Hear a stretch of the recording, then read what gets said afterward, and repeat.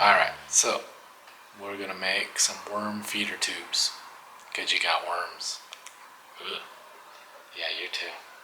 Yeah. I got 3 tubes, so everybody's getting worms. Ready? Alright, so first thing we're gonna do, we're gonna set up, get our Clorox wipe container. Set this down here. And, you know, it's thanks to COVID, we all know about these thoroughly. They were flying off the shelves, so I'm pretty sure there's a lot of households that got these. I'm going to cut this part out just right here so that it's easier to put food in there, and we're going to drill some holes all along here through this part so that the worms can crawl in and out, and we'll feed the food scraps in here. We'll bury this in dig a hole in the center of our garden bed and bury this in there, and the worms will go out and poop in the soil, and they'll come in and eat the scraps you give them and go back out and distribute it throughout your garden. So you can scatter these all over, and it's just kind of your own little auto fertilizer system. So any number of things you could use to cut this off. I mean, you don't even have to cut this part off, but I figured we'll go through the gamut. Some tin snips will work. Get in there. These have a little bit of an angle. As long as they don't cut that plastic. These are not my favorite,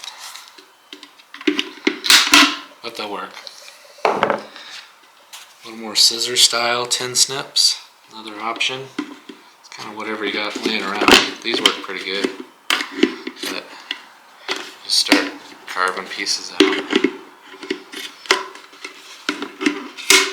Okay, so any which way, I'm just gonna go for the jugular and cut it all out with a razor knife.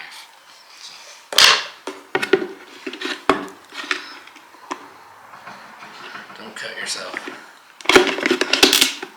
Oh, look at that. Do it the easy way. Take the lid off.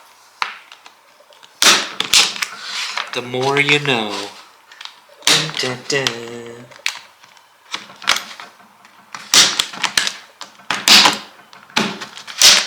Okay.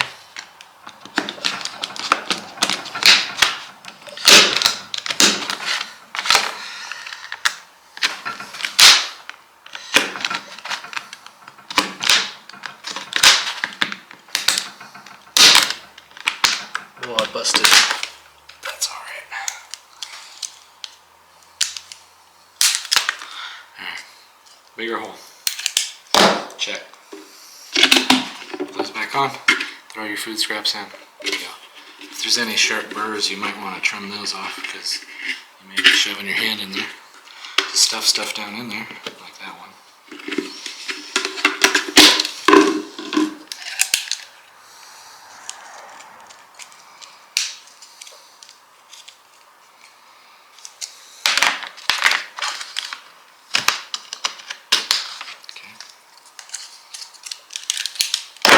So top, done.